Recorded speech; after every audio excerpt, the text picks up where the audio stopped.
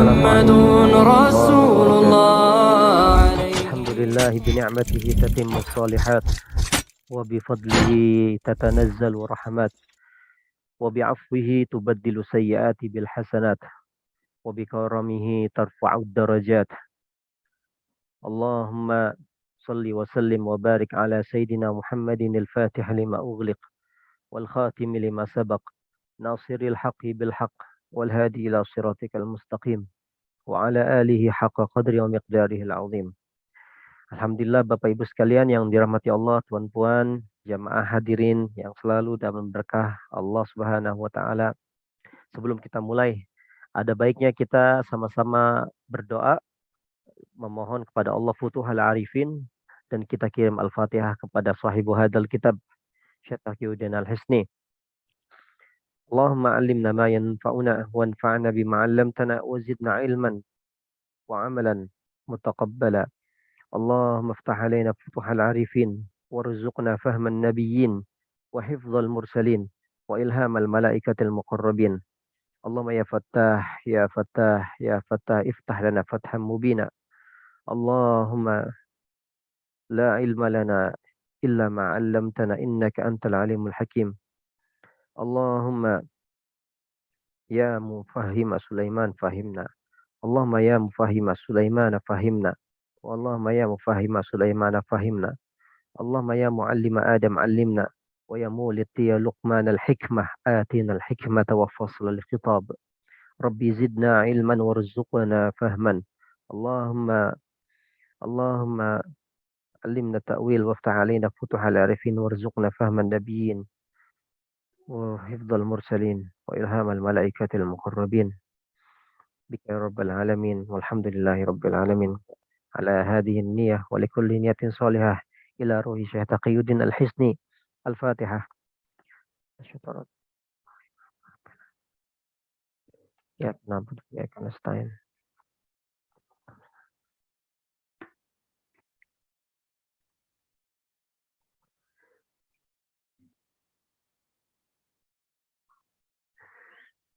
Bismillahirrahmanirrahim.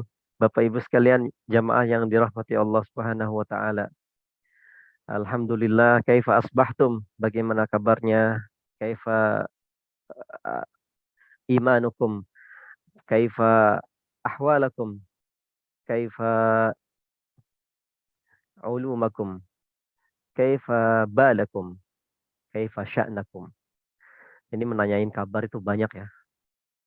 Syu akhbarak, tamminni annak, kaifa sya'nak, kaifa balak, kifal hal. Nabi kalau menyapa para sahabatnya di pagi hari, kaifa asbahtum? Bagaimana kabar imanmu di pagi hari? Maka Sayyidina Anas bin Malik menjawab, asbahtu mu'minan haqqa.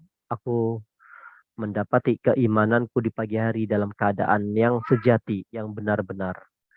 Jadi semoga kita insya Allah di pagi hari ini Allah sirami hati kita dengan keimanan yang kuat, keimanan yang berbuah kemanisan dalam menjalani hidup kita di dunia ini sebelum di akhirat. Bapak Ibu sekalian yang dirahmati Allah, segala puji bagi Allah yang telah memberikan kepada kita kekuatan, memberikan kepada kita kecintaannya. Dengan kecintaan Allah kita masih diberikan konsisten, istiqomah.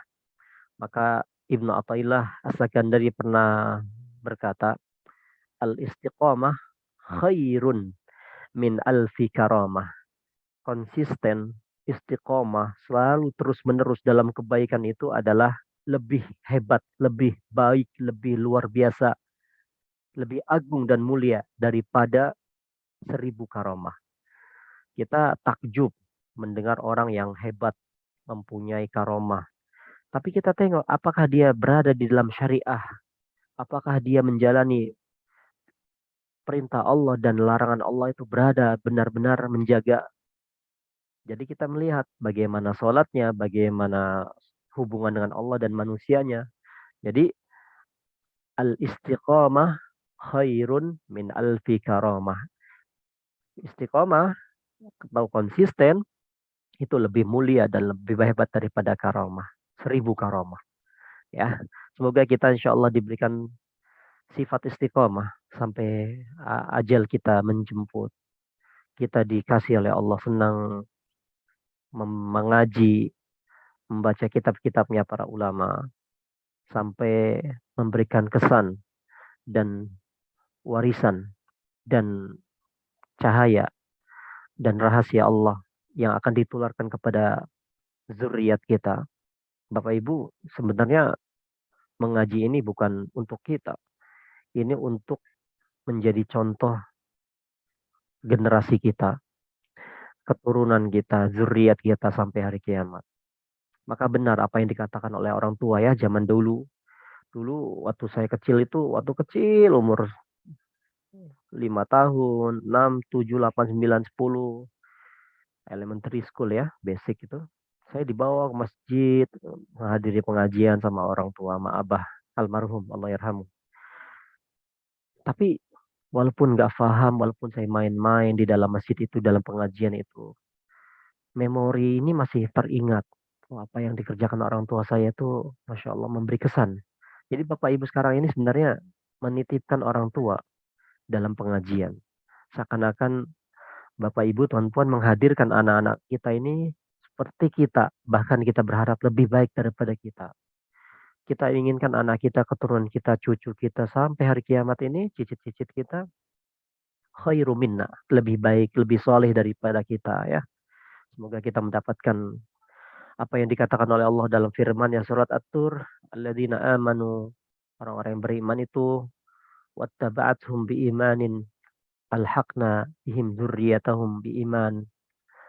Ya, orang yang beriman, kemudian disusul oleh anak-anaknya yang beriman, sampai cucunya, sampai cicitnya, sampai zuriyahnya akan dikumpulkan oleh Allah nanti di dalam surga, tidak terkurang sekalipun.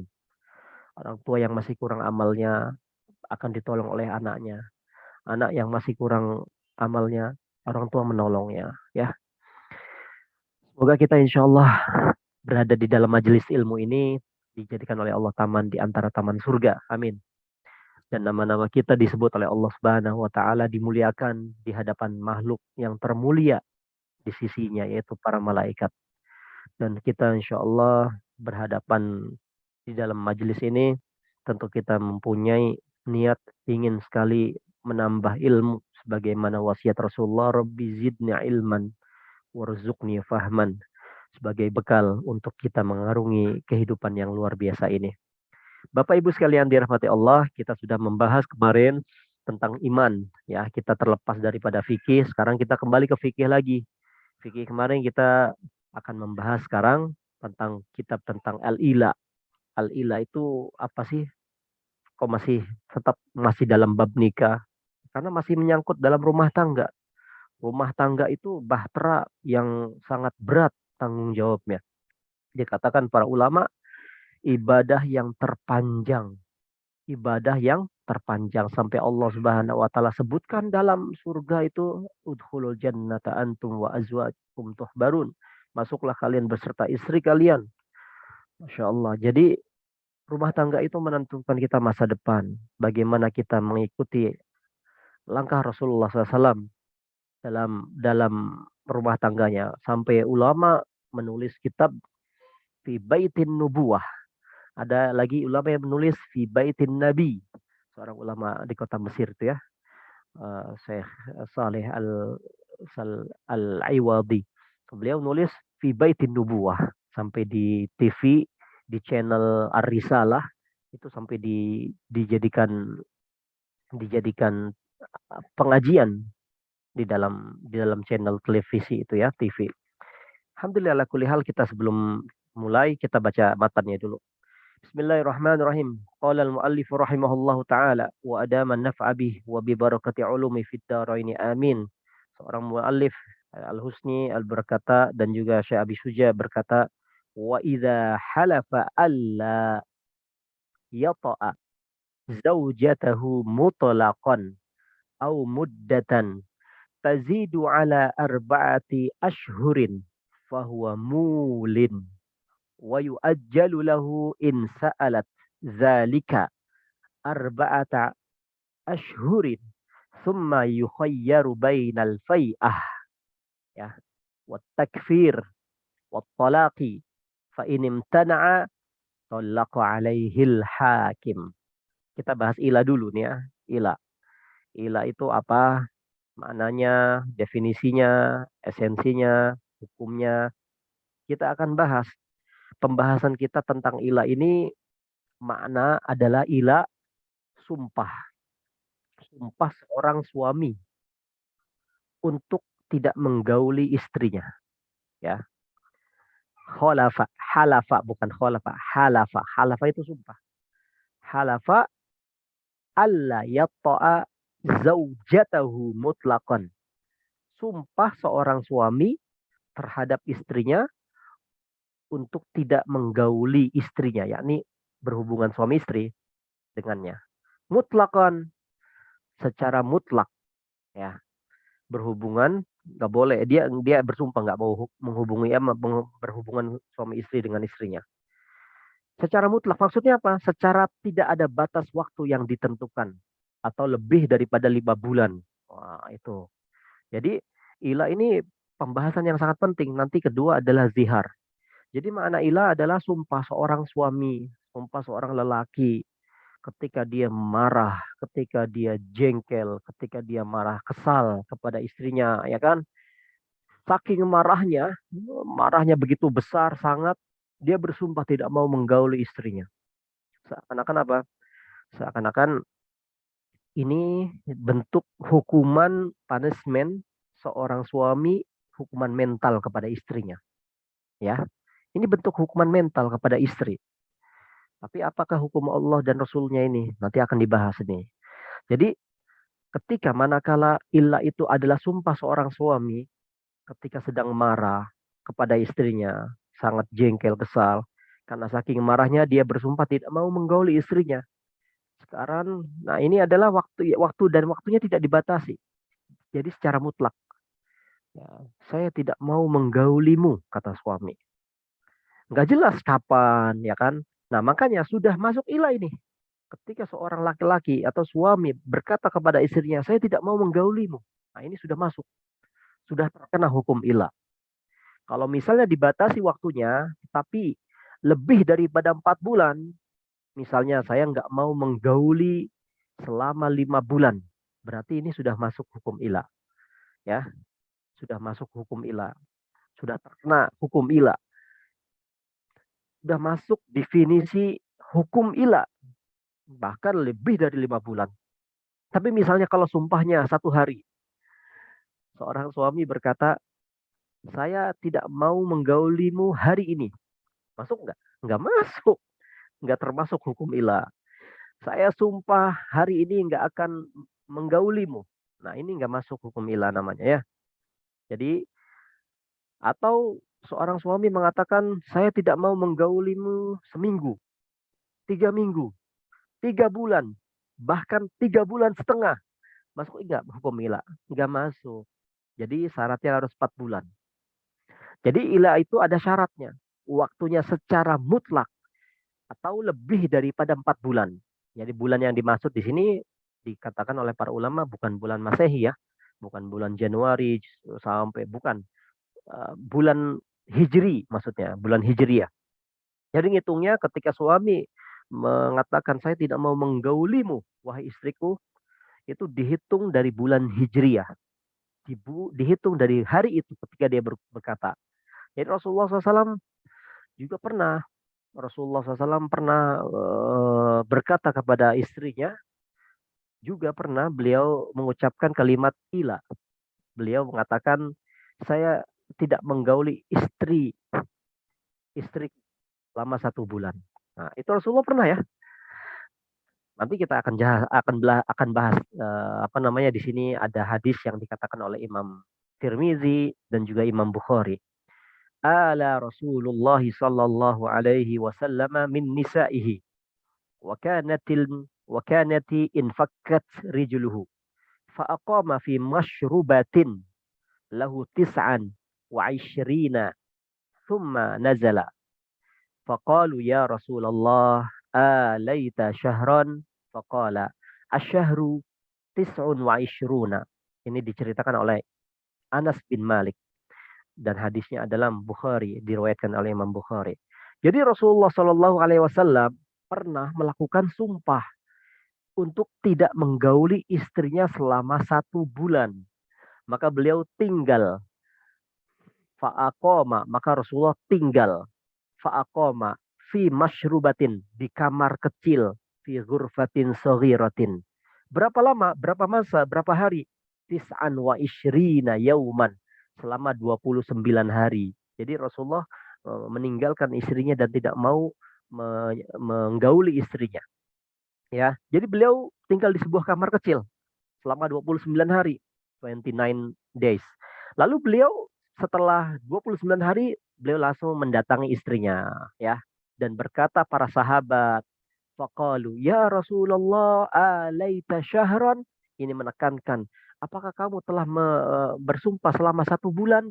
Maksudnya ini, kenapa sih masih 29 kok udah kembali ke istri, sudah 29 kok mendatangi istri. Para sahabat memahaminya seperti itu. Kok tidak 30 hari gitu ya. Maka Nabi menjawab, asyahru tis'un wa ishruna yauman.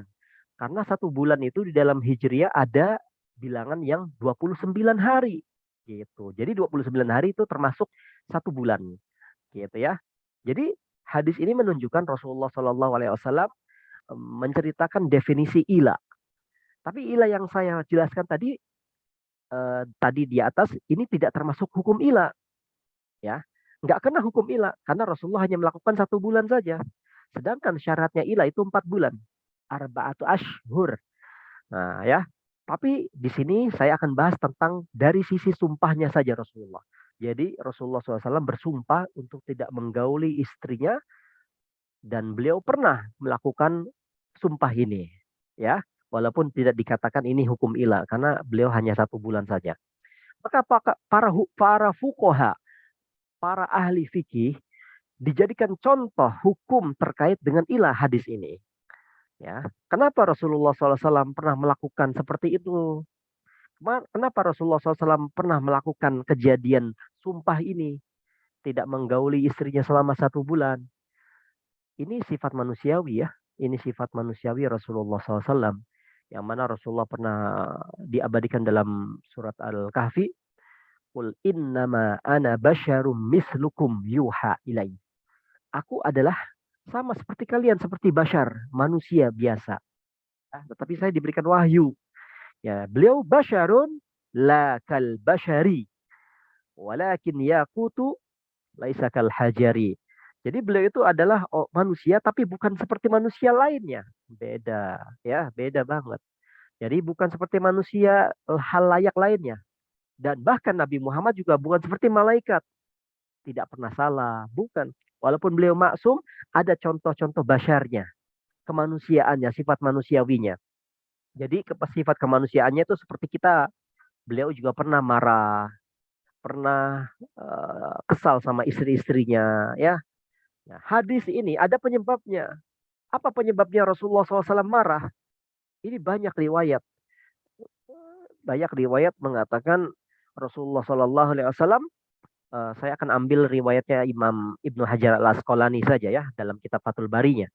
Jadi, kenapa hadis ini sampai Rasulullah SAW marah, sampai bersumpah tidak mau menggauli istrinya selama 1 bulan? Ini diriwayatkan oleh Imam Muslim juga, yang oleh Imam Nawawi ditulis dalam syarahnya Sahih Muslim. Ya, jadi pernah dilakukan oleh istri-istri Nabi. Istri-istri Nabi ini membuat Rasulullah itu marah. Jadi istri-istri Nabi ini membuat Rasulullah sakit hati. Istri-istri Nabi ini ummahatul mukminin radhiyallahu anhunna, telah membuat Rasulullah kesal. Apa membuat kesal ya? Mereka menuntut Rasulullah SAW untuk, ya, manusia biasa ya. Istri Rasulullah juga manusia biasa seperti kita. Pernah suatu hari, suatu ketika, istri Rasulullah SAW itu apa sih mukorona, membandingkan rumah tangganya dengan rumah tangga para sahabat, istri-istrinya para sahabat Rasulullah. Jadi Rasulullah SAW dibanding-bandingkan oleh istri-istrinya. Wahai Rasulullah, Istri-istri para sahabat itu hidupnya hebat, mewah, kaya, apa serba kecukupan, rumahnya cantik. Eh, Sedangkan kita miskin, tidak unik, kita tidak ada namanya hiasan-hiasan. Ya, ini aduan istrinya Rasulullah, curhatan istrinya Rasulullah, mengadu, mengeluarkan isi hatinya. Akhirnya, jangankan Bapak Ibu ya, jangankan air mancur di dalam rumah, kolam renang di dalam rumah. Di rumah Rasulullah itu sangat sederhana. Rasulullah itu nggak seperti itu hidupnya. Rasulullah itu kasurnya saja, kasurnya itu terbuat dari apa namanya, kasut pelepah kurma, ya kan, di dalamnya itu serabut-serabut kurma, ya. Bahkan Rasulullah SAW berkata, yang diceritakan oleh Sayyidah Aisyah, pernah di dalam rumah Rasulullah itu dapurnya tidak menyala selama 3 hari. Artinya apa? Zaman dulu kalau dapur tidak nyala selama 3 hari, artinya tidak ada yang dimakan, tidak ada yang bisa dimasak, berarti lapar. Zaman sekarang beda, dapur nggak nyala, nggak ada yang dimasak, panggil GoFood, langsung delivery, ya kan? Atau makan di luar restoran. Beda zaman Rasulullah, Bapak Ibu. Ini zaman dulu nggak seperti kita sekarang. Bahkan beliau makan saat ada hadiah daripada sahabat-sahabat Nabi. Bayangkan Rasulullah SAW hidupnya. Bahkan sampai mengganjal, mengikat batu di dalam perutnya. Sampai Sayyidina Umar tuh mendengar ketika ruku Rasulullah berbunyi perutnya krek, krek, krek, krek. Sampai ditanya, ya Rasulullah sedang apa perutmu? Sampai dibuka ada ganjalan batu-batu. Sampai Sayyidina Umar menangis keadaan Rasulullah Shallallahu Alaihi Wasallam, ya Bapak Ibu ya. Nah, jadi wajar ya kalau bagi saya istri-istri Nabi itu menuntut. Ada pertanyaan Bapak Ibu, Bapak-bapak yang kemarin sebelum minggu lepas, Ustaz, istri saya menuntut cerai sebab istri saya ini minta minta harta lebih, minta. Nah, ini saya sekarang akan bahas, ada hadisnya. Bagaimana Rasulullah SAW dituntut oleh para ummahatil mukminin, istri-istri Nabi, bukan demonstrasi ya, menuntut, semua istri Nabi menuntut, ya, dan membanding-bandingkan dengan istri-istri para sahabat Nabi.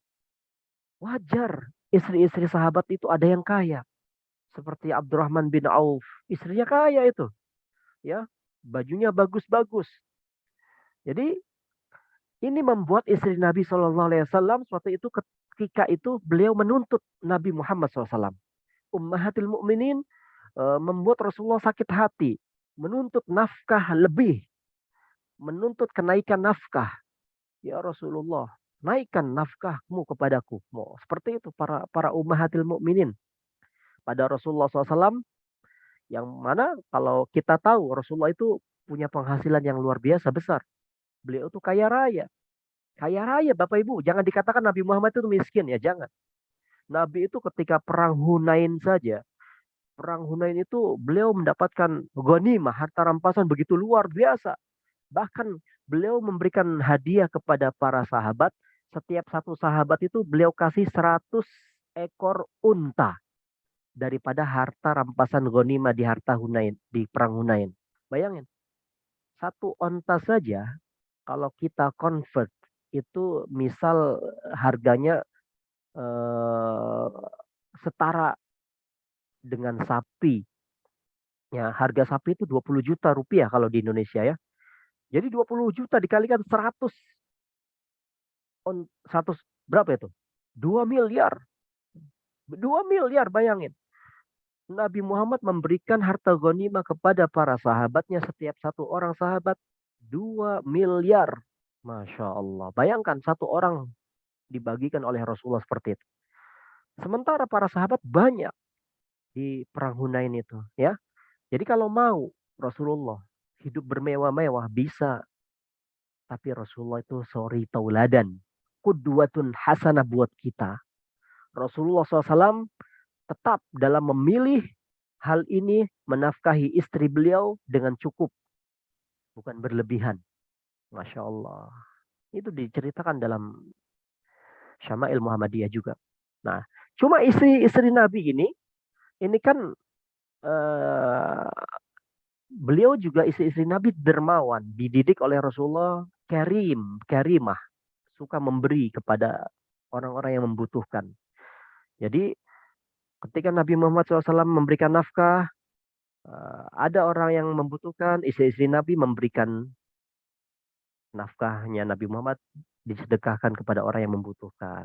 Jadi otomatis Nabi Muhammad istri-istrinya lapar karena beliau ini ummahatil mukminin mempunyai sifat isar wa yu'siruna ala anfusihim walau kana bihim khasasah. Ya, isar itu mementingkan kehidupan orang lain, mendahulukan kehidupan orang lain daripada kita. Itu namanya isar, mengutamakan. Jadi kebaikan kita alihkan kepada orang lain. Orang lain ada yang lebih butuh daripada saya. Nah, itu namanya isar, ya, sifat isar. Dididik oleh Nabi kepada istri-istri Nabi. Nah, lama-lama membuat istri Nabi ini goncang, resah. Lalu kemudian bersama-sama sepakat para ummahatil mukminin, istri-istri Nabi membuat, bukan konspirasi ya, membuat kesepakatan, wahai istri-istri Nabi yang lain, mari kita kepada Rasulullah menghadap, kita tuntut Rasulullah untuk menaikkan nafkah kita. Jadi ingin kita tingkatkan taraf kehidupan kita. Nah, ini membuat Rasulullah sedih, Bapak Ibu. Rasulullah sangat marah, Rasulullah sangat kepikiran.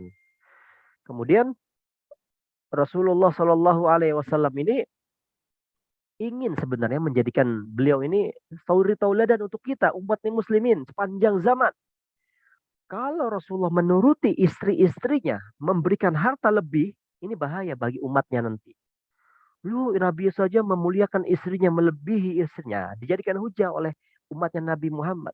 Ini bahaya buat suami-suami ini ya, seperti kita-kita ini, ya. Untungnya Rasulullah mendidik istri yang luar biasa. Jadi tidak menuruti kemauan istri yang berlebihan. Masya Allah. Bahaya keduanya dari segi hidup. Segi hidup nantinya glamor, foya-foya, hidup yang istilahnya hedonis. Tidak. Rasulullah ingin seperti beliau ingin didik kita yang sekarang ini sebagai umatnya. Jadi Rasulullah itu kehidupannya sangat zuhud beliau ambil. Walaupun beliau punya harta kaya raya dari berbagai gonimah-gonimah, beliau ambil standar hidup dengan kehidupan yang zuhud. Jadi nggak ada alasan ya umatnya hidup bermewah-mewah. Bapak Ibu, hidup bermewah-mewah boleh nggak? Mubah itu. Mubah sebenarnya. Apakah kita nggak boleh pakaian-pakaian bagus? Kita pakaian-pakaian yang bagus, ibu-ibu pakaian bagus. Boleh tak? Boleh. Nggak haram. Nggak ada haram. Cuma, tetapi Rasulullah ini ingin memberikan contoh kepada umatnya, kepada pengikutnya, supaya mengambil gaya hidup, cara hidup yang zuhud. Secara secara totalitas. Karena kemampuan manusia itu berbeda-beda ya. Ya. Poinnya ini, poin di dalam hadis ini Rasulullah itu sangat sedih. Kemudian beliau marah. Lalu kemudian turunlah ayat yang memberikan pilihan. Ayat ini turun, Allah Subhanahu wa taala membela Nabi Muhammad SAW. Lihat. Para istri ingat Nabi Muhammad dibela oleh Allah Subhanahu wa taala. Turunlah ayat ini. Ya ayyuhan nabiyyu qul li azwajika in kuntunna turidnal hayatad dunya wa zinataha fata'alaina umatti'kunna wa usarrihkunna sarahan jamila. Allah. Ya. Kalian akan dibeli oleh Rasulullah SAW, kata Allah. Tapi akan dicerai oleh Rasulullah SAW dengan baik-baik, kata Allah Subhanahu wa taala. Wa usarrihkunna sarahan jamila. Kemudian Rasulullah SAW ini perintah Allah Subhanahu wa taala ya. Jadi kata Rasulullah, perintah Allah benar. Kata Rasulullah, oke, wahai ummahatul mukminin, saya akan beri tambah nafkahmu. Tapi ini perintah Allah. Saya akan beri kepada kalian, tapi Allah perintahkan kepadaku untuk menceraikan kalian dengan cara yang baik. Artinya apa? Ini didikan Rasulullah.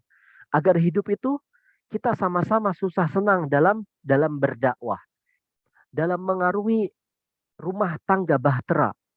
Rumah tangga itu nggak diuji rasa cinta, pasti diuji dengan ekonomi. Ya enggak. Semakin tua semakin bosan dengan istri, nggak boleh. Justru semakin cinta semakin. Karena ada seorang ulama Arab berkata, ini Ahmad bin Hambal ya. Ahmad bin Hambal sampai mengatakan, pernah saya ceritakan kan, beliau tidak pernah satu kalimat pun salah faham, salah kata terhadap istrinya. Beliau mengatakan, wara'a kulli azimin imra'atun azimah. Suami yang hebat, suami yang sukses, suami yang berjaya, di belakangnya ada seorang istri yang mendukung, yang mensokong, yang menguatkan, yang memotivasi. Subhanallah. Jadi kita istri pun harus mengerti keadaan suami. Kejadian ini adalah salah satu sumpah ya. Kejadian ini adalah salah satu sumpah yang dikatakan ila. Nah, Bapak Ibu sekalian yang dirahmati Allah, tapi Rasulullah ini bukan terkena hukum ila karena ini beliau cuma hanya 1 bulan ya. Tapi beliau dari segi sumpah beliau pernah pernah melakukan. Nah, ini Bapak Ibu sekalian yang dirahmati Allah, kejadian ila itu di masa jahiliyah itu sudah biasa. Itu sudah ada namanya ila di masa jahiliyah. Dilakukan oleh orang-orang Arab sebelum Islam datang. Cuma di masa itu, lelaki yang melakukan ila dipandang sebagai salah satu cara mentalak istri. Itu zaman jahiliyah. Ya, itu zaman jahiliyah tuh. Kalau lelaki sudah bersumpah tidak menggauli istrinya, itu sudah terkena hukum talak di masa jahiliyah tersebut.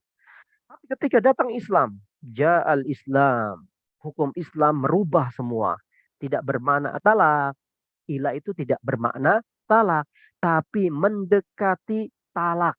Nah, ya, datang Islam merubah sampai seperti hukum zihar, sama seperti hukum zihar. Nanti kita bahas insya Allah hukum zihar ya. Hukum zihar itu mengatakan istri, kamu seperti punggung ibuku. Oh, nggak boleh itu seorang suami menyamai-nyamai punggung ibunya dengan istrinya, nggak boleh. Ya, insya Allah nanti kita akan bahas zihar setelah ini insya Allah. Jadi ilah itu tidak bermakna talak, tapi mendekati talak. Makanya di sini Imam Ibnu apa namanya, wa yu'ajjalu lahu in sa'alat dzalika arba'ata ashhur. Nah, seorang seorang suami ini diberi tempo, diberi waktu, diberi masa selama 4 bulan. Seorang istri berhak bertanya, sa'alat dzalik. Seorang istri berhak menanyakan statusnya. Kenapa kamu nggak menggauliku? So, istri seorang itu boleh bertanya seperti itu. Karena nggak boleh menzalimi istri lama-lama, Bapak Ibu. Ya, bapak-bapak. Ke bapak-bapak aja nih. Ke tuan-tuan nih. Seorang suami nggak boleh menzalimi istri lama-lama. Ilah itu kan sebenarnya cara suami. Cara suami menghukum istri. Cara suami apa ya, menggantung istri posisinya. Dia istri atau bukan. Itu zalim itu Allah. Seorang suami seperti itu zalim. Ditalak tidak, digauli tidak. Iya enggak? Statusnya pun enggak jelas. Jadi dikatakan talak, dia tidak mencerai. Dikatakan talak, kok enggak digauli istrinya. Punya istri tapi enggak digauli. Itu namanya menyiksa perempuan. Ya, Bapak-bapak ya. Ya. Jadi maka suami ketika mengucapkan sumpah itu dihitungnya dari suami itu mengucapkan sumpah hari itu. Setelah itu bagaimana? Summa yukhayyaru bainal fai'ah. Jadi dikasih masa 4 bulan nih. Kalau 4 bulan dia nggak menyentuh istrinya, maka seorang istri berhak menanyakan. Yukhayyaru bainal fai'ah wat takfir wat talaqi fa inim tana'a talaqa alaihil hakim. Maksudnya apa? Maksudnya kalau seorang si suami ini selama 4 bulan dia tidak menggauli istrinya, dia telah bersumpah, maka si suami diberi pilihan. Apa pilihannya? Fai'ah. Fai'ah itu artinya kembali. Tapi di sini ulama mengatakan fai'ah itu jima, menggaulinya, ya, menggauli istri fai'ah itu.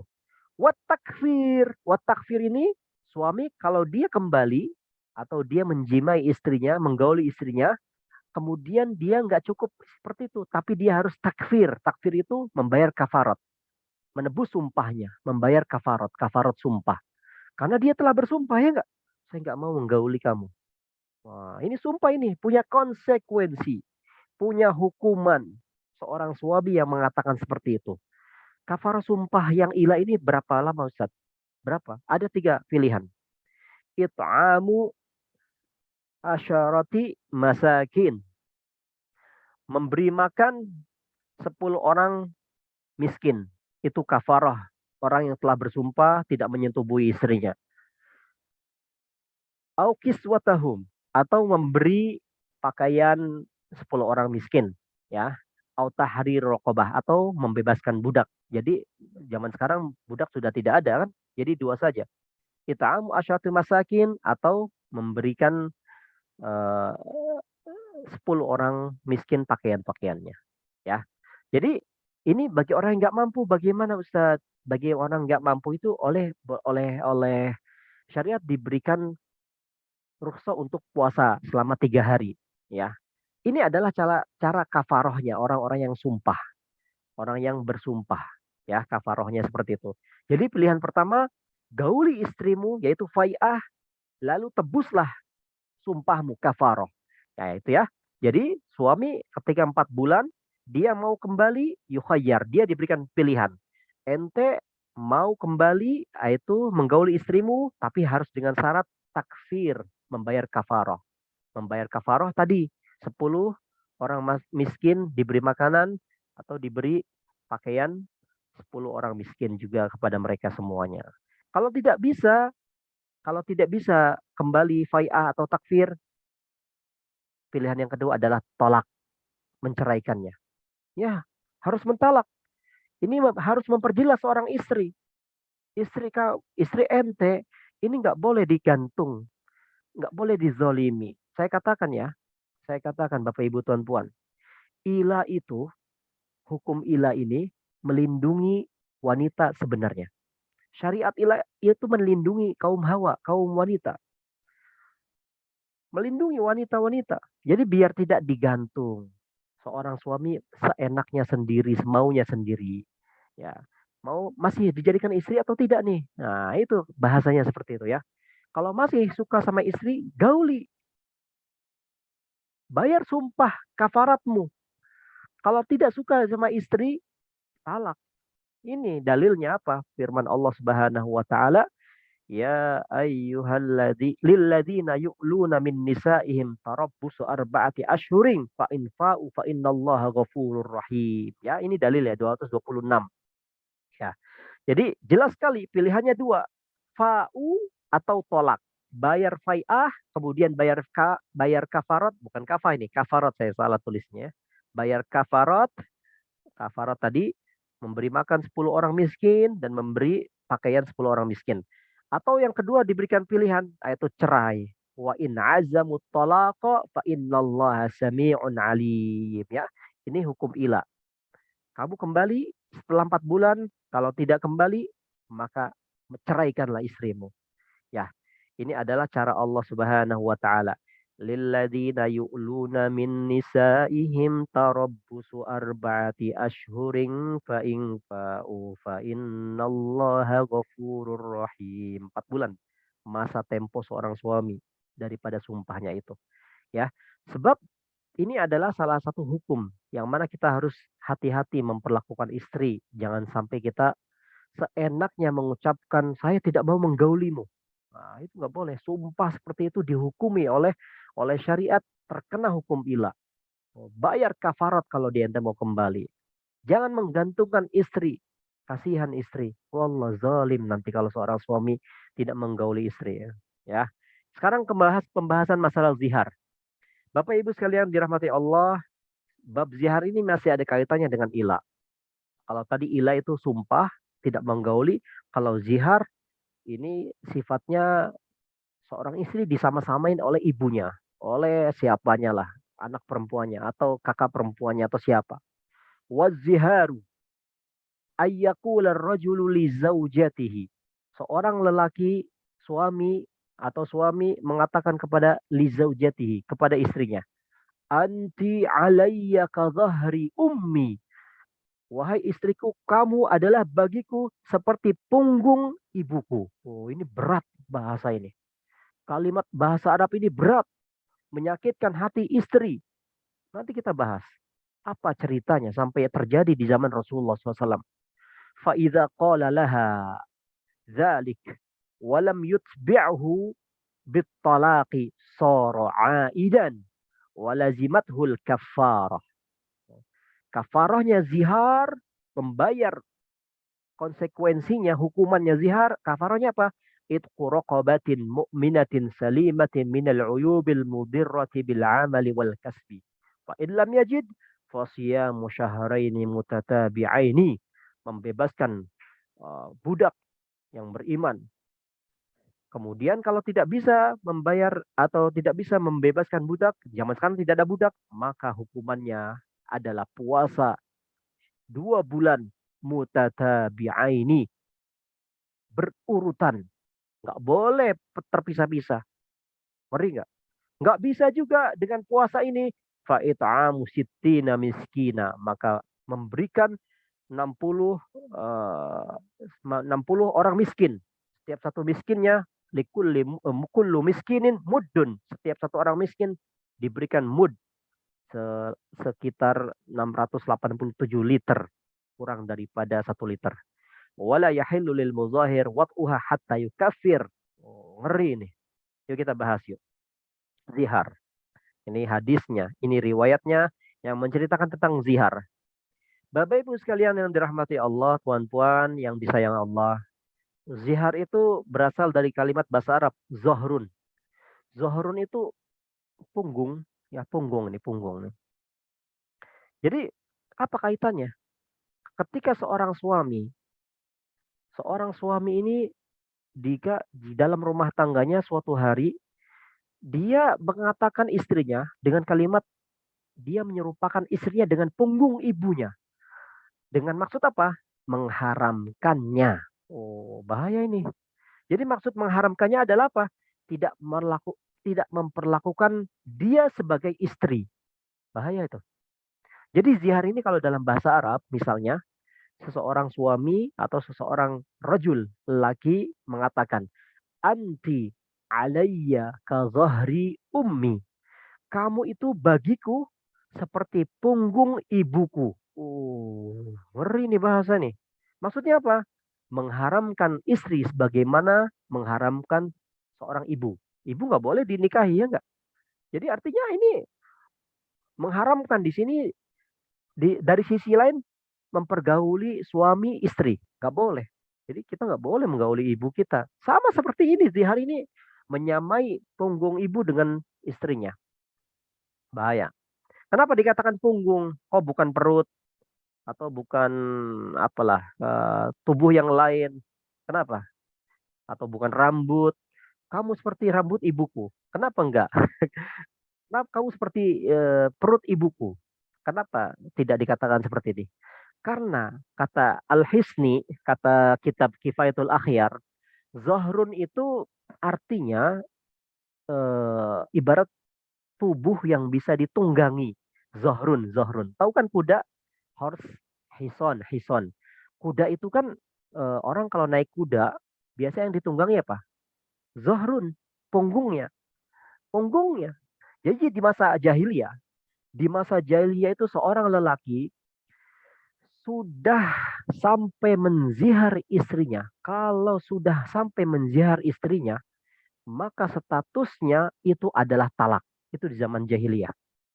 Jadi zaman jahiliyah, kalau seorang suami sampai sudah mengeluarkan kalimat zihar kepada istrinya, itu sudah jatuh talak.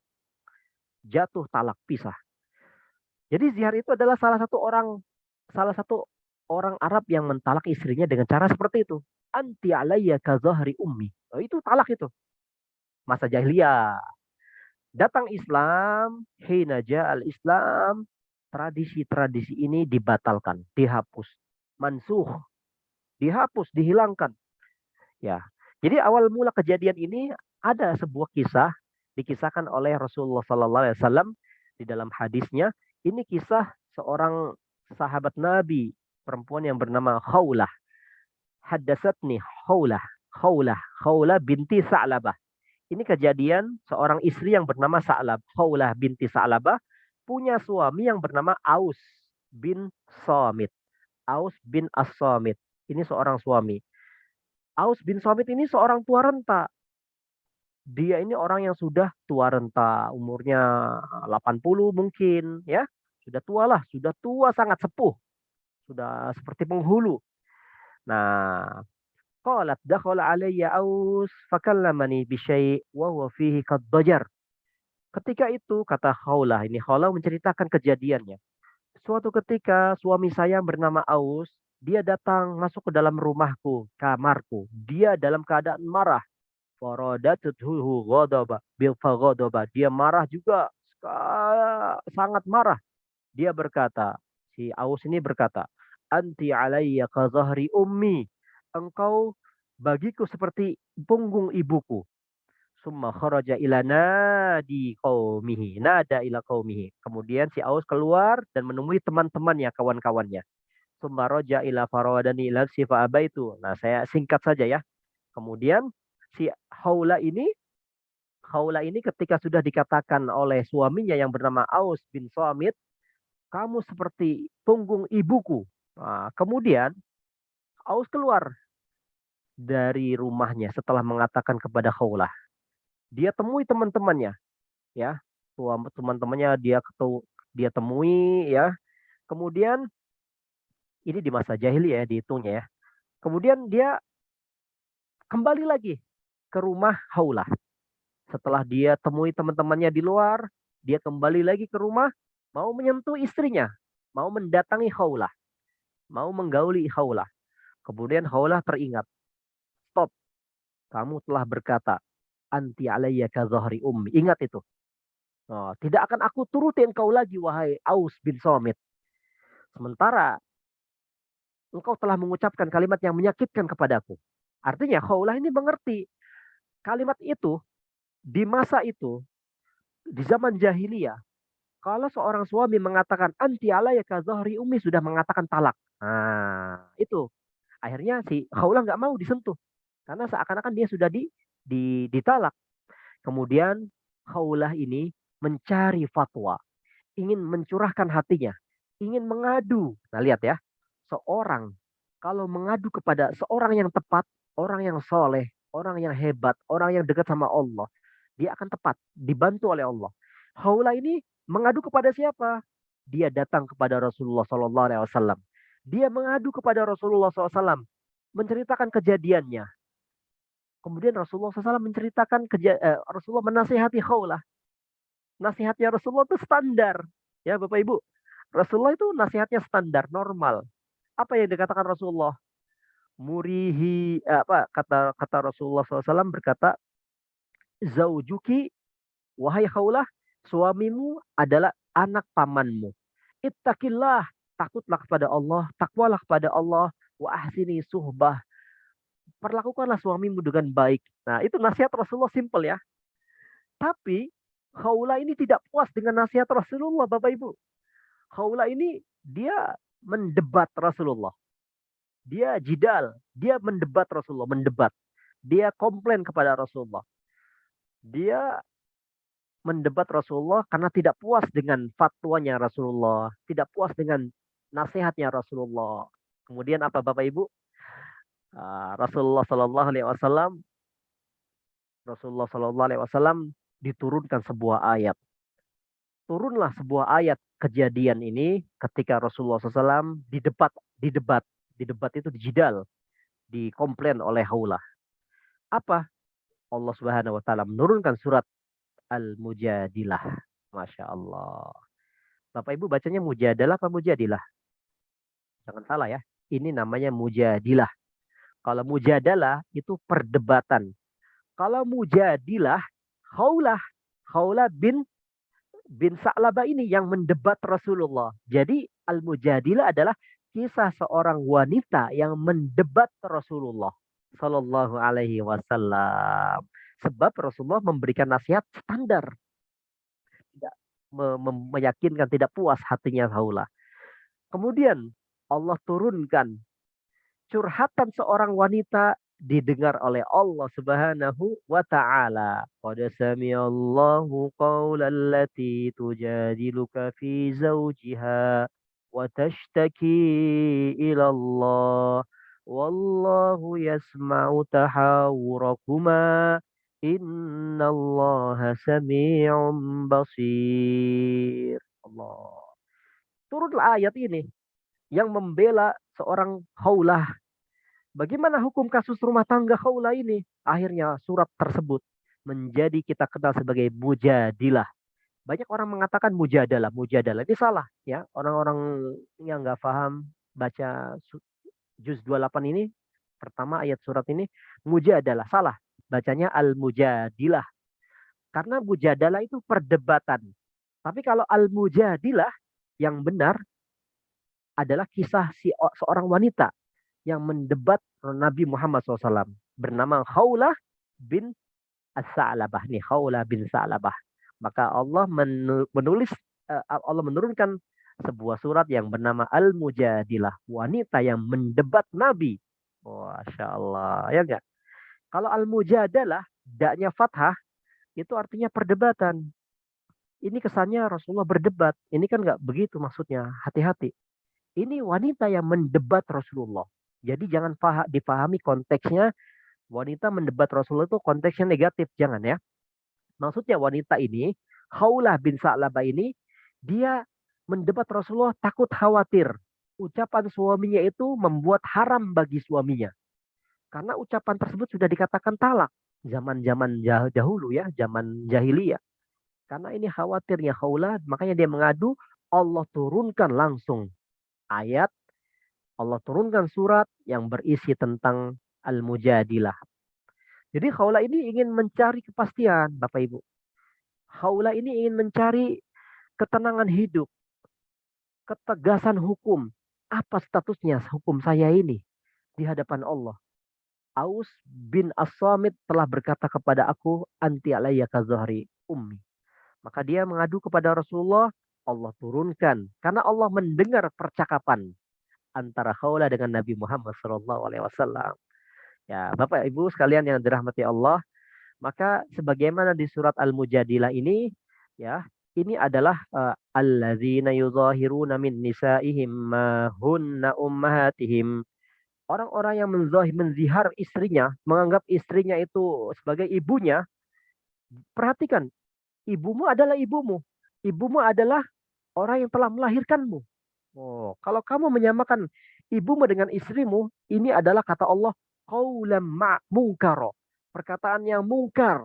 Minal qauli wa zuro. Dan perkataan yang dusta. Wah, Allah yang membalas nih. Kalau kamu mengatakan istrimu seperti ibumu, maka ini adalah perkataan yang mungkar. Perkataan yang dusta. Oh, dibela sama Allah Subhanahu wa taala. Ya. Jadi ada salah satu sesungguhnya ibu-ibu mereka itu bukan istri-istri mereka. Ibu mereka itu adalah orang-orang yang melahirkan mereka. Sesungguhnya itu orang yang mengucapkan anti alayya ka zahri ummi, dia adalah termasuk orang yang telah melakukan perbuatan atau perkataan mungkar dan kepalsuan. Jadi sepakatnya ulama mengatakan kalimat ini adalah kalimat mungkar, haram, tapi tidak bernilai talak. Nah, di dalam Islam, datang Islam tidak bernilai talak. Tapi Allah benci sekali orang yang mengatakan menyamanyamakan istri dengan ibunya, kakak perempuannya, dan lain sebagainya. Ini zihar. Zihar itu kemungkaran. Kemungkaran, Bapak Ibu, kemungkaran yang luar biasa, yang mana harus ditebus. Dengan apa? Siyam mutatabi'aini. Ya. Siyam mutatabi'aini.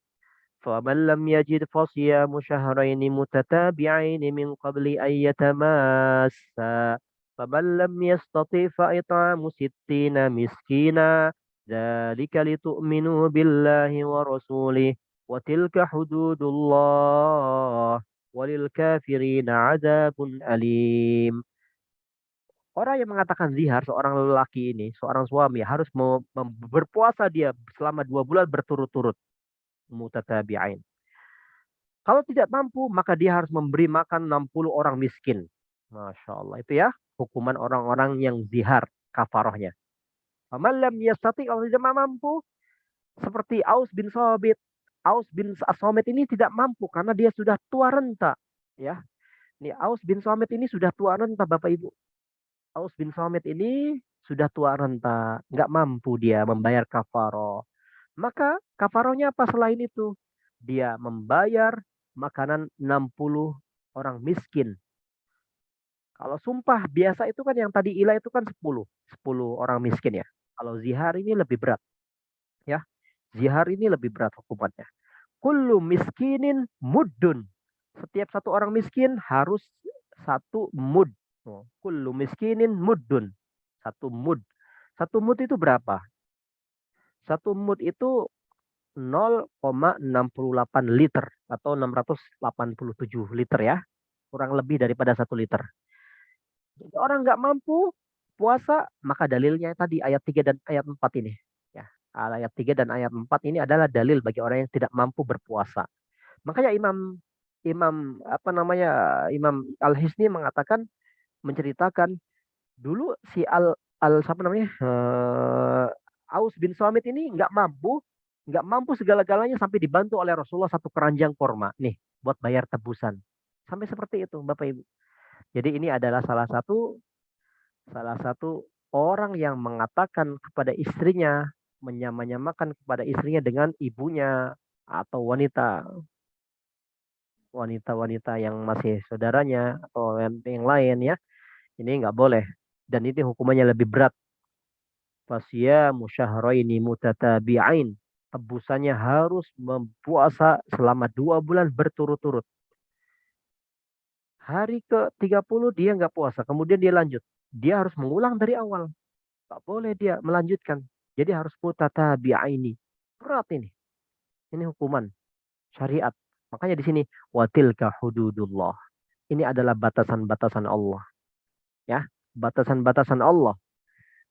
Nggak sembarang orang suami itu berkata yang kurang pas, kurang pantas, kurang elok, kurang baik kepada seorang istri, menyamakan. Ini adab rumah tangga. Harus menjaga perasaan seorang istri, harus harus menghormati kaum hawa sebagaimana Rasulullah SAW. Saya sering mengulang-ulangnya. Rasulullah itu memperhatikan haknya seorang wanita. Di dalam khutbah al-wada, dalam hajinya Rasulullah di Padang Arafah, beliau berkhutbah, ittaqun nisa'a khaira. Takutlah engkau, bertakwalah kalian. Takwa itu bisa dikatakan takut ya. Takutlah kalian terhadap istri-istri kalian. Karena kalian mengambil kemaluannya dengan bismillah. Menghalalkan kehormatannya dengan bismillah. Sampai Rasulullah mempunyai hadis banyak ya. Rifqan bil qawarir. Lemah lembutlah terhadap qawarir. Qawarir itu botol. Botol itu glass ya, kayak tempat air. Itu kan mudah pecah. Wanita itu lembut. Bahkan ada pepatah Arab, pantun Arab pernah berkata, anti tamshi kal haizuran. Kau wanita bagaikan berjalan lenggok-lenggok seperti rotan. Wah, saking lembutnya seorang wanita itu. Ya, walhamdulillahirabbil alamin. Bapak Ibu sekalian yang dirahmati Allah, nah, sekarang saya mau menerangkan tentang tasawuf nih. Ya, saya ingin membahas kepada kalian semua Bapak Ibu, Imam Syafi'i itu pernah berkata, orang yang belajar fikih tanpa dibarengi tasawuf itu bahaya sekali dalam agama. Akan buat liar hukum-hukum, akan berkata seenaknya, akan menyesatkan umat, tidak punya rem, tidak punya tahan, break, ya. Makanya seorang ulama berkata, man tasawwafa walam yatafaqqah faqad tazandaqa.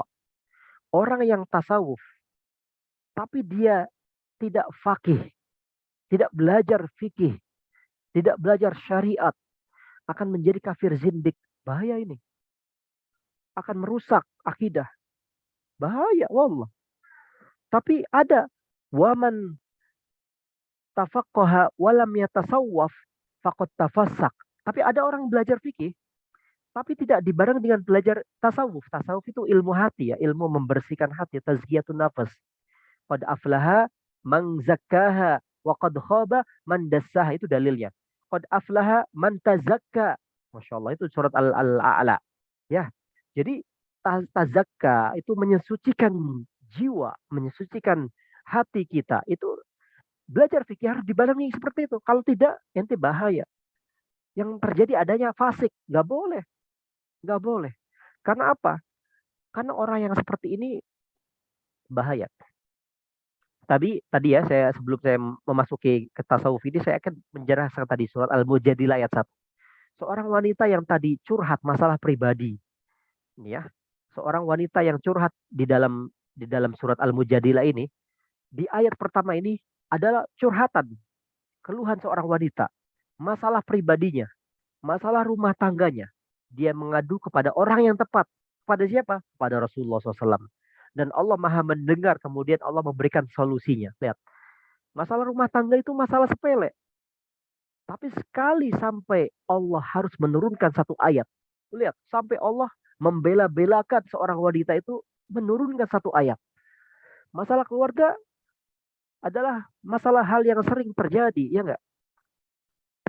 Tetapi karena memang si Khawlah binti Sa'labah ini curhat, mengadu, dia cerita kepada orang yang tepat, maka solusinya dikirim dari Allah Subhanahu wa taala, dikirim langsung dari Allah solusinya. Jadi apapun masalahnya, sekecil apapun masalahnya, seremeh apapun masalahnya, jangan lupa ikut sertakan Allah ke dalamnya. Ya enggak? Jadi semua akan baik-baik saja karena Allah innallaha sami'un basir. Allah Maha mendengar. Masya Allah. Kisah ini indah sekali. Ya, seorang wanita mengadu kepada Rasulullah, kepada orang yang tepat, langsung dibela oleh Allah Subhanahu wa taala yang pemberi solusi. Ya. Bapak Ibu sekalian dirahmati Allah, kita sering melihat kebaikan-kebaikan Allah itu dari segi materi saja. Allah bagi saya harta yang banyak, Allah baik. Allah bagi saya rumah yang mewah, Allah itu baik. Allah bagi properti kekayaan, luas tanah, investasi di mana-mana, ya. Allah itu baik. Sementara Bapak Ibu, kalau seorang itu kebaikan Allah dimaknai seperti itu saja, maka hanya orang yang sedikit saja mendapatkannya, ya. Karena kebaikan Allah itu tidak pernah berhenti sebenarnya. Dan kebaikan Allah itu meliputi kepada seluruh makhluk yang hidup di dunia ini. Karena itu pada kesempatan kajian ini, saya akan masukkan ke dalam tasawuf ini. Kita ingin mengajak kebaikan-kebaikan Allah yang mana Allah itu mempunyai kebaikan-kebaikan dari bentuk yang lain. Kita diberikan harta yang banyak, ya kita Allah memberikan kepada kita harta yang banyak.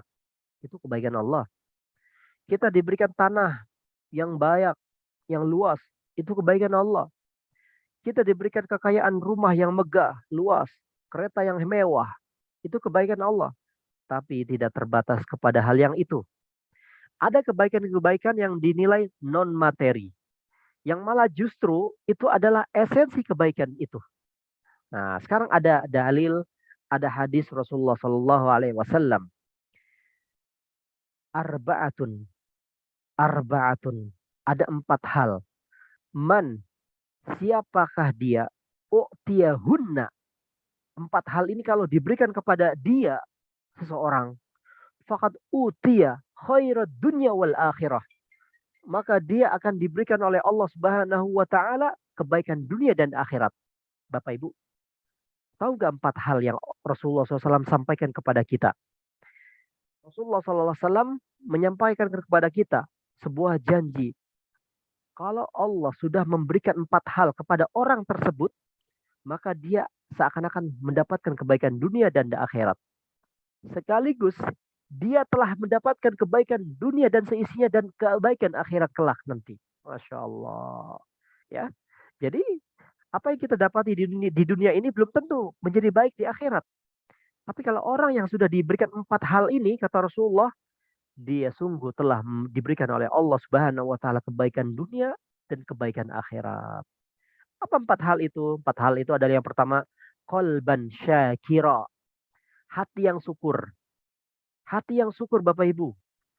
Allah memberikan hati yang pandai bersyukur. Ada ungkapan, My heart is my home. Hatiku adalah rumahku. Kalau hati luas, rumah yang kecil, rumah yang sempit menjadi besar rasanya.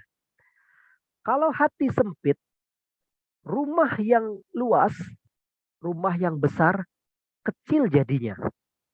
Tapi kalau hati sudah sempit, rumah pun kecil, kiamat namanya. Iya, adanya konflik terus, begaduh sama suami istri, ya enggak? Karena enggak ada hati, qalban syakira. Tapi kalau ada qalban syakira, dia pandai bersyukur. Dia menikmati setiap pemberian Allah Subhanahu wa taala. Maka dia dikatakan khairud dunya wal akhirah. Dia telah diberikan kebaikan dunia dan di akhirat. Banyak Bapak Ibu orang yang miskin hati. Miskin banget hatinya. Ini gejala. Gejala di zaman akhir zaman sekarang ini. Di tengah gemerlapnya dunia. Ya enggak? Ya. Banyak. Tidak tahu dia. Dia punya harta banyak. Dia tidak tahu mau dikemanakan harta tersebut. Orang-orang sufi menjelaskan. Ya. Kaya itu ada dua macam. Kaya majazi dan kaya hakiki. Kaya majazi itu kita lahir dalam keadaan kaya. Dia merasa kurang. Walaupun dia sudah dikayakan oleh Allah. Tapi dia merasa kurang. Rumahnya buat orang itu ngiler, apa yang ngiler itu, membuat orang itu iri. Tapi dia merasa belum punya apa-apa. Mobilnya membuat orang ini kagum padanya.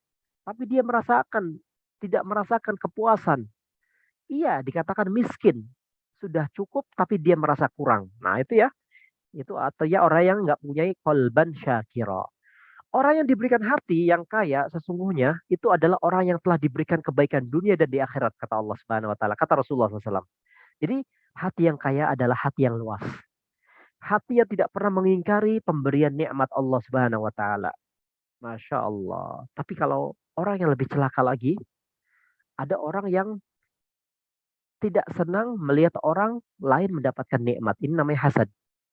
Orang hasad itu tidak senang melihat orang mendapatkan kenikmatan orang lain. Enggak boleh. Enggak boleh pada diri kita. Tapi kita boleh namanya ghibtah. Orang lain diberikan harta, tapi dia menginfakkan hartanya, kita iri. Boleh.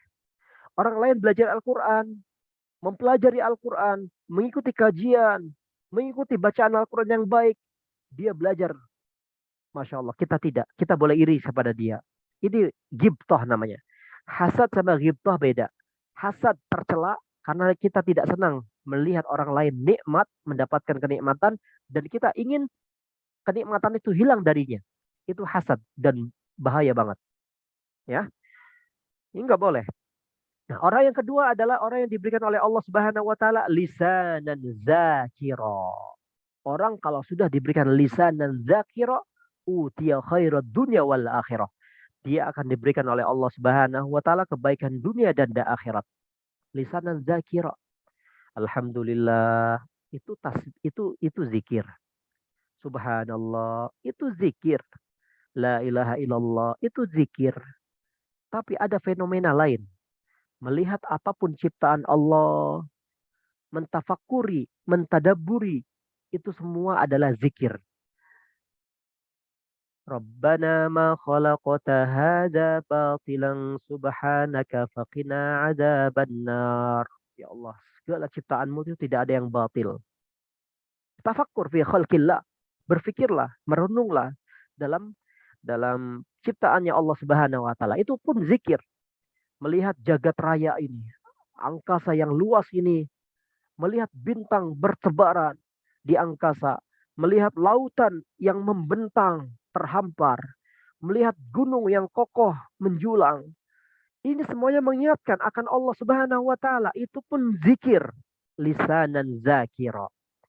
Diberikan lidah yang pandai berzikir mengingat Allah Subhanahu wa taala dalam segala hal dan keadaan. Bukankah Islam mengajarkan seperti itu? Ya enggak? Allah menyuruh kepada kita untuk berzikir yang banyak. Dalam surat Al-Ahzab, ya ayyuhalladzina amanu dzkurullaha dzikran katsira. Bahkan dari hal-hal yang paling kecil saja. Memulai pekerjaan, bismillahirrahmanirrahim. Itu zikir. Melihat sesuatu yang hebat, Masya Allah. Itu zikir. Melihat sesuatu yang luar biasa, takjub, subhanallah. Itu pun zikir. Melihat terkejut, astagfirullah. Itu zikir Bapak Ibu. Ya, jadi kita berjanji insya Allah. Itu zikir. Jadi semua kita kaitkan dengan Allah subhanahu wa ta'ala. Jadi bahkan ada penduduk surga. Dia itu merasakan penyesalan ketika sudah dimasukkan ke dalam surganya Allah. Orang-orang yang dia dia tengok, dia melihat orang-orang yang banyak yang zikir ketika di dunianya, dia mendapatkan derajat yang paling tinggi. Bahkan bersama para para anbiya dan rasul derajatnya. Tapi orang ini hamba yang biasa saja. Ketika dimasukkan ke dalam surganya Allah, dia merasakan yatahassar, hasar. Dia merasakan kerugian, penyesalan. Ya Allah, kenapa saya waktu sedetik ketika di dunia tidak saya gunakan untuk zikir. Kita menghadiri majelis ini pun kita berzikir. Ya, kita sebut nama Rasulullah. Makanya Rasulullah mengatakan, Robban lisanaka bizikri. Membasahi bibir kita dengan menyebut nama Allah dan menyebut nama Rasulullah Shallallahu Alaihi Wasallam. Ya, jadi penyesalan seorang hamba ketika dalam surga, kenapa saya nggak banyak zikir? Hati-hati Bapak Ibu. Orang lain di saat punya zikir banyak, kita tidak. Orang lain ikut majelis taklim, kita tidak. Orang lain bisa salat jamaah, kita tidak. Orang lain banyak sedekahnya, kita tidak. Lalu bagaimana ketika kita sudah tua renta datang, ajal kematian datang, kita tidak punya bekal.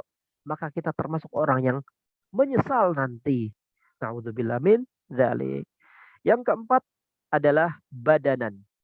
Alal bala'i sabiran. Tegar, kuat terhadap musibah. Masya Allah. Lihat ya. Ini adalah salah satu orang yang diberikan oleh Allah khairu minad dunya wal akhirah. Dia kuat menghadapi cobaan, cabaran, tantangan, musibah, bala, dan lain sebagainya. Sebab tantangan itu bagi hidup kita itu sangat penting. Kita butuh namanya tantangan, challenge, tahaddiat. Bahasa Arabnya tahaddiat, challenge, tantangan. Sebab kalau orang nggak ada tantangan, dia akan terlena dengan tidur. Tidur nyenyak, puas dengan pemberian. Nggak ada tantangan. Cobaan juga, cabaran, musibah, itu di kita diperlukan dalam hidup. Supaya kita tidak selalu hidup dalam kenikmatan. Tidak. Kita akan kalah nantinya. Kalau kita tidak diberikan cobaan. Makanya Allah Subhanahu wa Ta'ala mempunyai firman yang sangat bagus. Wa nabluukum bil khairi wasyarri. Kami akan coba kamu, kata Allah. Kami akan berikan cabaran kepadamu. Kami akan berikan musibah kepadamu. Wa nabluukum bil khairi. Kami akan uji kamu dengan kebaikan dan yang tidak baik. Masya Allah. Jadi kebaikan dan yang tidak baik itu, kebaikan dan keburukan itu adalah ujian. Hidup enak, hidup tidak enak, itu ujian. Hidup menyenangkan, hidup tidak menyenangkan, itu cabaran. Bukan hanya kita pandang sakit, itu cobaan. Sehat pun kita jasmani, itu ujian. Bukan hanya kita pandang punya jabatan yang tinggi, itu ujian. Naik pangkat pun itu ujian. Kita ini yang namanya ujian, kita kenal sesuatu yang tidak enak-enak saja ya. Sesuatu yang tidak menyenangkan, sesuatu yang meresahkan, sesuatu yang menyedihkan. Itu kita anggap itu ujian. Salah. Kalau kita sedang sakit, Allah uji, ya Allah, saya diuji oleh Allah dengan cabaran sakit.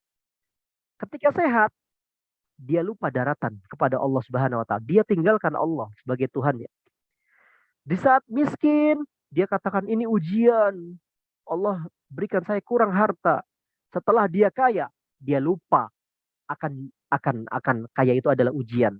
Lupa dia daratan. Seperti Korun dan Musa. Ya enggak? Fenomenanya, faktanya, Bapak Ibu perhatikan nih. Banyak sekali orang yang lulus dan sukses ketika diuji dengan kemiskinan, tapi banyak orang gagal dan berantakan hancur setelah dia diuji dengan kekayaan. Oh, dalam di perkataan. Orang dapat melalui sukses menghadapi ujian kemiskinan kemalangan.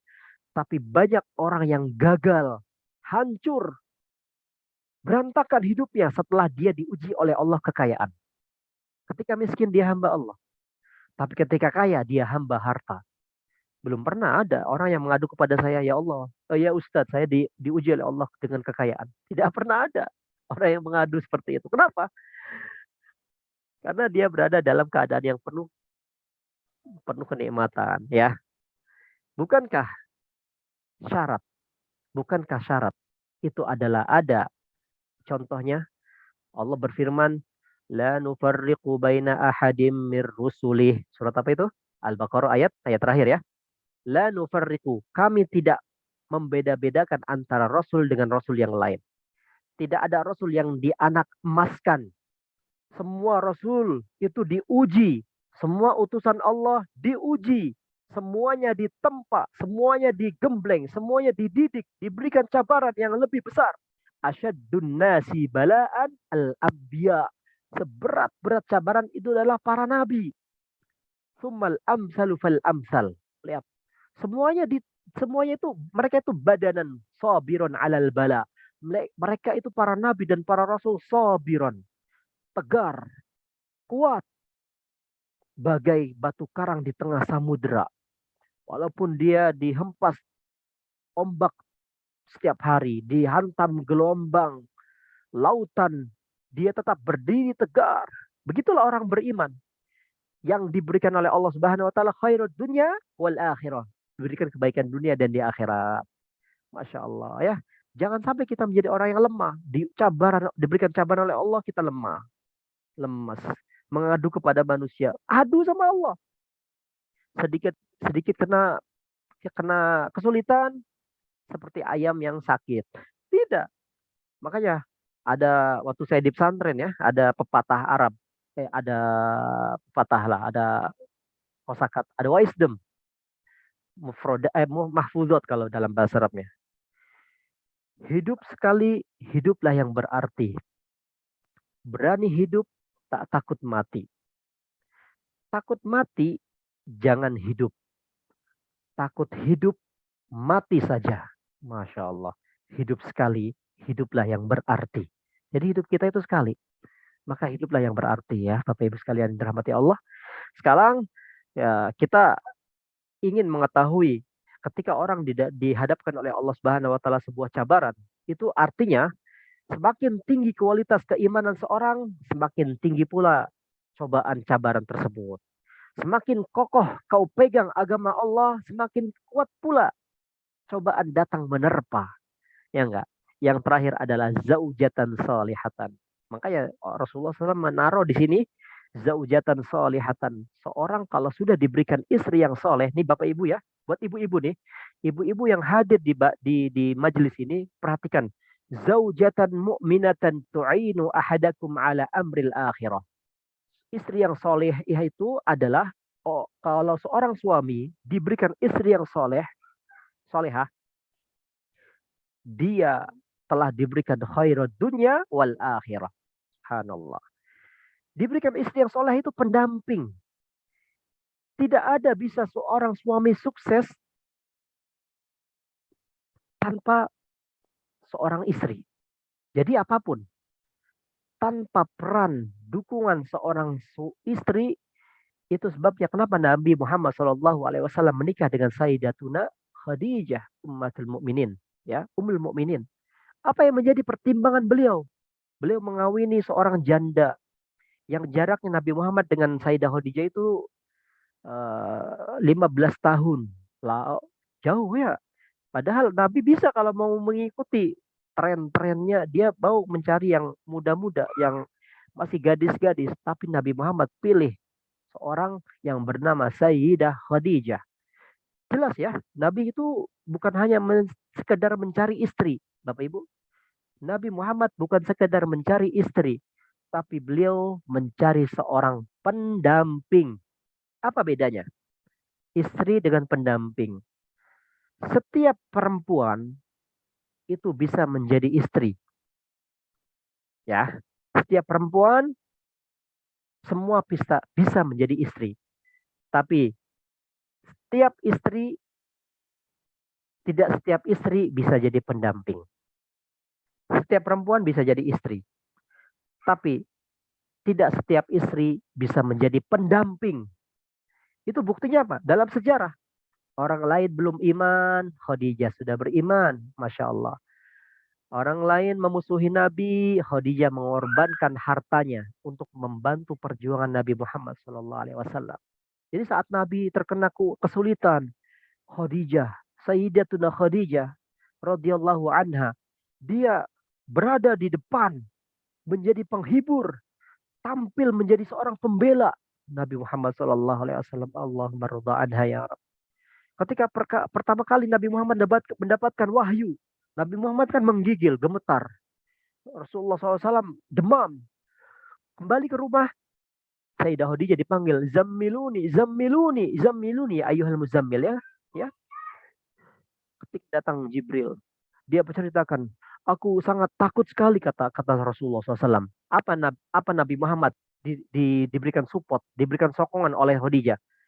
Khadijah berkata, Allahu la yukhzika abadan. Jangan khawatir, wahai Rasul. Allah tidak akan menyusahkanmu selama-lamanya. Tenang, seorang istri itu seperti itu. Ya, jadi rumah tangga adalah awal kesuksesan. Awal kesuksesan kita di tempat lain, sebelum di tempat lain rumah tangga adalah harus sukses dulu.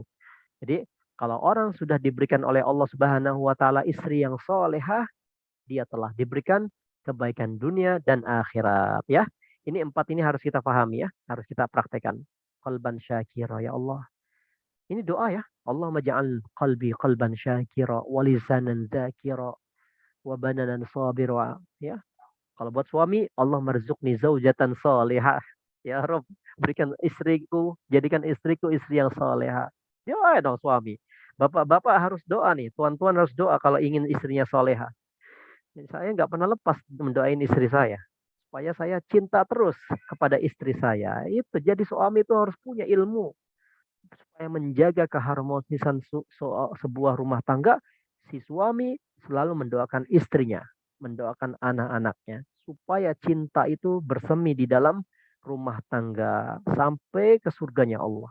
Allahumma akrimna ya Rabb hadhihi sifah. Semoga Allah karuniakan kepada kita sifat-sifat yang mulia ini sehingga kita bisa merasakan nikmatnya beribadah yang terpanjang yaitu rumah tangga. Amin ya rabbal alamin. Bapak Ibu sekalian dirahmati Allah, cukup sudah kajian sekarang ini. Kita insya Allah akan lanjutkan kajian di hadapan insya Allah dengan bab yang lain yaitu babul li'an, dan insya Allah kita akan masih lagi haus tentang ilmunya Allah. Semoga kita diberikan oleh Allah keistiqomahan yang menghantarkan kita kemudahan jalan menuju surga. Man salaka tariqan yaltamisu fihi ilman sahalallahu bihi tariqan ilal jannah. Siapa yang menempuh, meniatkan dalam hidupnya mencari ilmu, maka baginya dia akan diberikan kemudahan oleh Allah jalan menuju jalan surganya Allah. Amin ya rabbal alamin. Pintu surga itu banyak jalannya, tapi yang termudah adalah menuntut ilmu. Semoga kita insya Allah dimuliakan oleh Allah, dipandang Allah, diperhatikan Allah, diberikan pertolongan oleh Allah, disayang Allah, selalu disaksikan Allah. Ya Rabbal Alamin insyaAllah. Bapak Ibu sama-sama kita berdoa. Astagfirullah. Astagfirullah. Astagfirullah min dzamil azim wa natubu ilaik. Ya Allah kami memohon kepadamu atas ampunan-ampunanmu ya Allah. Atas dosa-dosa kami yang telah kami lakukan selama ini. Umur kami selalu berkurang. Umur kami selalu berkurang. Umur kami selalu berkurang. Sedangkan dosa-dosa kami bertambah. Ya Allah berikan kami kesadaran ya Allah. Kesadaran akan amanah ini. Amanah yang kau telah berikan kepada kami. Allahumma ya Rabb. Innaka afun tuhibbul afwa fa'fu anna. Engkau adalah maha pemaaf. Maafkan kami ya Allah. Maafkan kejahilan kami. Di masa jahiliyah kami. Di masa kelam kami. Di masa kami saat itu masih jauh daripadamu. Ruddana ila dinika raddan jamila. Kembalikan kami ya Allah. Kembalikan kami ya Allah semua kepada jalanmu yang lurus. Siratal mustaqim. Siratal ladzina an'amta alaihim. Ghairil maghdubi alaihim waladdallin. Jalan-jalan orang yang telah kau berikan nikmat kepada mereka. Jalan-jalannya para nabi, para anbiya, para rasul, para sahabat, para tabi'in, para tabi'in, dan para ulama salafus soleh yang telah membuat inspirasi kepada kita. Allahumma rabbana jammilna bil iman. Hiasi jiwa kami dengan iman. Matikan kami dalam keadaan beriman. Tawaffana musliman. Wafatkan kami dalam keadaan berislam. Wa anta radin anna. Dan engkau ridha kepada kami. Allahumma ja'al akhiru kalamina inda akhiri dunya biqauli la ilaha illallah. Ya Allah, jadikan kalimat yang terakhir terucap dari lisan kami, bibir kami, ucapan la ilaha illallah Muhammadur Rasulullah. Allahumma salli ala Sayyidina Muhammadin salatan tashrahu biha sudurana. Ya Allah, sampaikan salawat dan salam kepada Nabi Muhammad sallallahu alaihi wasallam yang mana dengan salawatnya menenteramkan, membahagiakan jiwa kami. Wa tuyassiru biha umurana, yang mana dengan salawatnya dapat memudahkan segala urusan-urusan kami. Wa taghfiru dzunubana, yang mana dengan salawatnya dapat mengampuni dosa-dosa kami. Ya Rasulullah, kami merindukanmu ya Rasulullah. Ya Nabi ya Allah, berikan kepada kami semuanya syafaatmu ya Allah. Ya Allah, berikan kami syafaatan Rasulmu Nabi Muhammad sallallahu alaihi wasallam, syafaatul uzma. Berikan kami kesempatan nanti memandang wajah Nabi Muhammad ya Rabb. Allahumma inna nas'aluka imanan la yartad. Ya Allah, karuniakan kami ya Allah iman yang teguh, iman yang kokoh, yang tidak akan ada kemurtadan di akhirnya. Wa na'iman la yanfad, kenikmatan yang tidak pernah terputus sampai keturunan kami ya Allah. Engkau beri rizki karunia daripadamu. Wa qurrata 'ainin la tanqati wa ladzatan nadhri ila wajhikal karim. Berikan kami kelezatan ya Allah saat kembali kepadamu, dapat memandang wajahmu. Wasyauqa ila liqa'ik, ya Allah, karuniakan kami kerinduan untuk berjumpa denganmu ya Allah. Wa murafaqata nabina Muhammadin fil jannah, ya Allah, berikan kami kemuliaan ya Allah dapat menemani Nabi Muhammad sallallahu alaihi wasallam di surga Firdaus. Ya Rabb, kalaulah bukan cintamu, kalaulah bukan rahmatmu, kalaulah bukan kasih sayangmu, kami tidak akan berada di dalam majlis ini. Ya Rabb, irda anna ya Allah. Ridai kami ya semua ya Allah. Jadikan kami semua hamba-hambamu yang soleh. Kami belum menjadi orang yang soleh ya Allah. Engkau telah menjadikan para nabi, para rasul, para anbiya, dan para sahabat, dan para tabi'in. Mereka semua orang-orang yang soleh. Kami belum menjadi hamba-hambamu yang soleh. Ehna hatta nakuna solihin. Perbaiki jiwa kami. Perbaiki Islam kami. Perbaiki iman kami.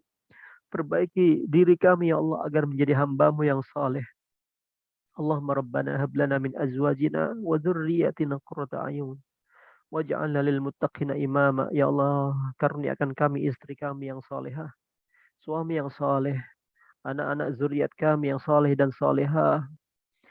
Jadikan mereka sebagai permata hati kami ya Allah, sejuk dipandang, menjadi penerus amal soleh kami, dan mendoakan kami ketika kami sudah berada di dalam kubur liang lahat. Allahumma rabbana ighfir lana wali walidina, maafkan kesalahan kedua orang tua kami. Ampuni dosa ibu bapak kami, yang mana mereka telah mendidik kami, telah menyayangi kami di saat kami waktu kecil. Mereka telah bersusah payah, berpeluh keringat mencari nafkah yang halal untuk kami besar. Balas kebaikan mereka dengan surgamu ya Allah. Sayangi mereka ya Allah. Jadikan kuburnya ya Allah sebagai taman di antara taman surgamu ya Rabb. Luaskan padang kuburnya ya Allah. Angkat derajatnya ya Allah. Kumpulkan bersama para nabi, para syuhada, wassalihin, dan kekasih-kekasihmu ya Allah. Kumpulkan kami kelak ketika kami berada di dalam akhirat, kami kumpulkan bersama-sama di dalam surgamu Firdaus ya Allah. La hisab wa la sabiqata azab. Allah manfa'na bima 'allamtana. Manfaatkan ya Allah dari apa yang telah Engkau berikan ilmu pada pagi hari ini. Berikan kami kesempatan untuk beramal dari apa yang telah Engkau ajarkan kepada kami. Tambahkan kepada kami ilmu lagi ya Allah, agar kami merasakan manisnya ilmu-ilmu, manisnya ilmu-ilmumu, agar kami dapat dekat denganmu. Allahumma rzuqna hubbak, berikan kami kecintaanmu ya Allah, wa hubba man yuhibbuk, dan kecintaan orang yang mencintaimu ya Allah, wa hubba amalin, dan kecintaan suatu amal, yukharribuna ilaik, dengan amalan itu dapat mendekatkan kepadamu ya Allah. Rabbana atina fid dunya hasanah wa fil akhirati hasanah wa qina adzabannar.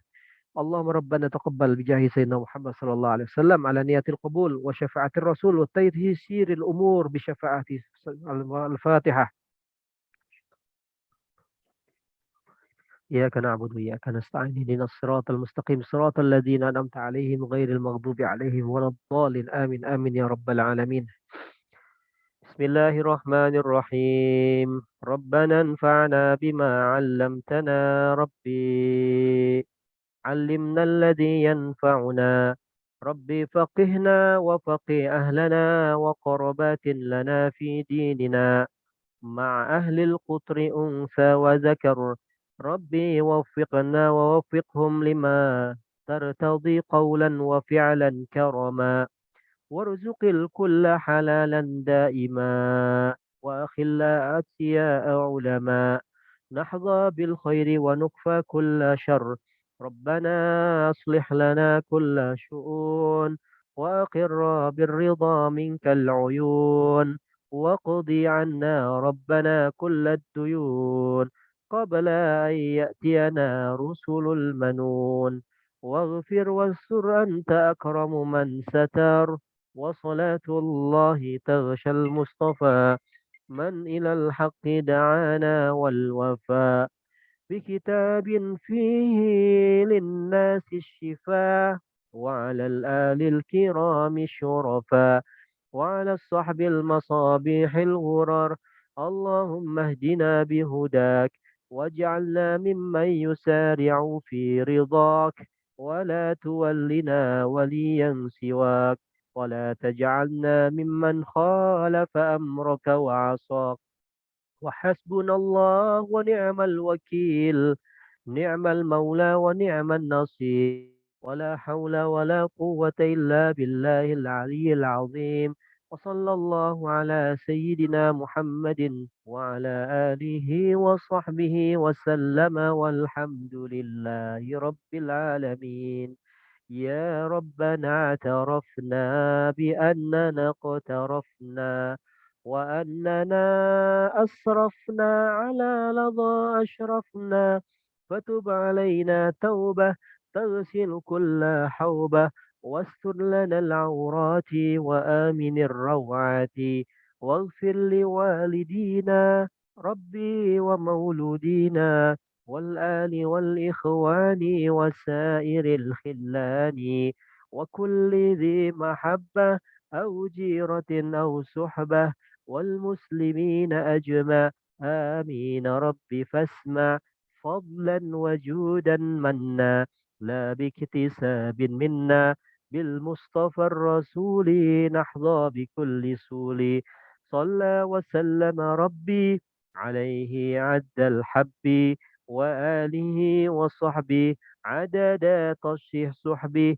والحمد لله في البدء والتناهي صلى الله على محمد صلى الله عليه وسلم صلى الله على Muhammad sallallahu alaihi wasallam. Bapak Ibu sekalian jemaah, insyaallah kita jumpa lagi dan Allah berikan kita kenikmatan dalam menuntut ilmu in ahyanallah, jika Allah masih menghidupkan kita insyaallah. Astaudiukumullah, saya titipkan Bapak Ibu semuanya dan keluarga kepada Allah Subhanahu wa taala. Semoga Allah melindungi, menyayangi dan memberikan keberkahan. Assalamualaikum warahmatullahi wabarakatuh. لا إله إلا